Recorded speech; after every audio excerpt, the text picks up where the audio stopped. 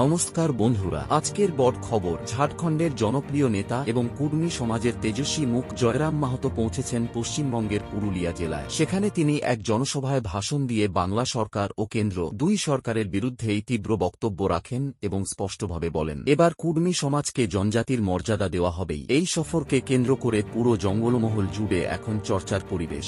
মানুষের ভিড় এতটাই ছিল যে সর্বত্র গুঞ্জন উঠেছিল, জয় কুর্মী ও টাইগার মাহাতো জিন্দাবাদ। পার্ট 1, জয়রাম মাহাতোর আগমন ও পরিবেশ। ঝাড়খণ্ড থেকে রওনা হয়ে জয়রাম মাহাতো 3 নভেম্বর পশ্চিমবঙ্গে আসেন। পুরুলিয়া জেলার জয়পুর অঞ্চলে তাঁর বর্ণাঢ্য অভ্যর্থনা করা হয়। স্থানীয় মানুষ তাঁকে ফুলমালা পরিয়ে স্বাগত জানান এবং গোটা এলাকায় উৎসমুখর পরিবেশ সৃষ্টি হয়। সভাস্থলে কুর্মী সমাজের হাজার হাজার মানুষ উপস্থিত ছিলেন। নারী, যুবক, বয়স্ক সবাই ঐক্যবদ্ধ হয়ে আন্দোলনের সমর্থনে দাঁড়িয়েছিলেন। মঞ্চে উঠে জয়রাম মাহাতো প্রথমেই জনতাকে প্রণাম জানিয়ে বলেন, আপনাদের এই সংগ্রাম আমাদের সংগ্রাম। এখন এই লড়াই শুধু এক রাজ্যের নয়, এটি পুরো কুর্মী জাতির আত্মসম্মানের লড়াই। পার্ট 2, জয়রাম মাহাতোর মূল ভাষণ। তাঁর বক্তব্যে জয়রাম মাহাতো বলেন, আমাদের পূর্বপুরুষরা আদিবাসী ছিলেন, আমাদের সংস্কৃতি আদিবাসী, আমাদের ভাষা, পোশাক, জীবনযাপন সব আদিবাসীদের মতো। তাহলে আমাদের আদিবাসী মর্যাদা দিতে এত দেরি কেন? তিনি আরও বলেন, এই আন্দোলন কোনো ব্যক্তি বা দলের বিরুদ্ধে নয়, এটি ন্যায়ের দাবি, এটি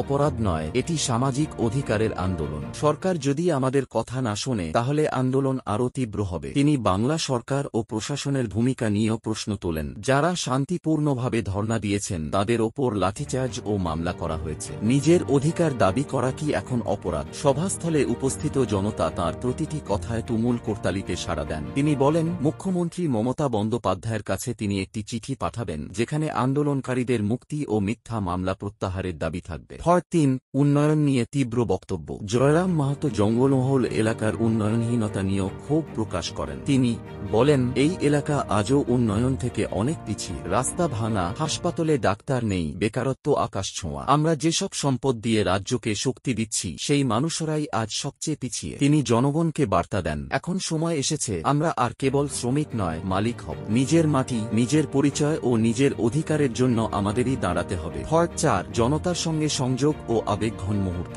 সভা শেষে জয়রাম মাহাতো দেখা করেন তাদের সঙ্গে যাদের পরিবারের সদস্যরা সাম্প্রতিক আন্দোলনে আহত বা গ্রেপ্তার হয়েছেন। তিনি তাদের খোঁজ খবর নেন এবং বলেন, আমি আপনাদের সঙ্গে আছি, ন্যায় না পাওয়া পর্যন্ত আমাদের কণ্ঠস্বর থামবে না। এই সাক্ষাতে অনেকের চোখে জল এসে যায় এবং পরিবেশ আবেগে ভরে ওঠে। পার্ট 5, আন্দোলনের বার্তা ও সমাপ্তি। ভাষণের শেষে জয়রাম মাহাতো বলেন, এই লড়াই এখন আর থামবে না। ঝাড়খণ্ড হোক বা বাংলা, কুর্মী সমাজ নিজের পরিচয় নিয়ে বাঁচবে। যারা আমাদের থামাতে চায় তারা বুঝে নিক, আমাদের কণ্ঠস্বর আর চুপ থাকবে না। সভা শেষে গোটা এলাকায় উচ্ছ্বাস ও উৎসাহের আবহ ছিল। মানুষ একসঙ্গে স্লোগান দেয়, জয় কুর্মী, টাইগার মাহাতো জিন্দাবাদ। এভাবেই এই জনসভা পরিণত হয় একতা ও অধিকারের আহ্বানে। শেষ কথা, তাহলে বন্ধুরা, এটাই ছিল জয়রাম মাহাতোর পশ্চিমবঙ্গ সফর, যেখান থেকে তিনি কুর্মী সমাজের আন্দোলনে এক নতুন উদ্দীপনা এনেছেন। এখন দেখার বিষয়, বাংলা সরকার এই দাবির প্রতি কি অবস্থান নেয় এবং কুর্মী সমাজ কি অবশেষে জনজাতির মর্যাদা পাবে। আপনার মতামত নিচে কমেন্ট বক্সে লিখুন।